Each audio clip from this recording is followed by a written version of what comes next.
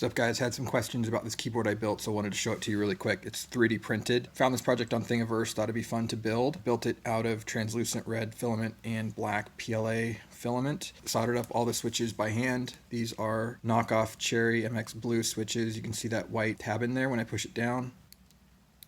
It clicks. It's like a clicky switch meant for typing. I made it with 68 of those switches, hand wired them all together, soldered the diodes. I used a Teensy microcontroller. Everything is working great. So bought these really cheap keycaps. I only have about $30 into it total.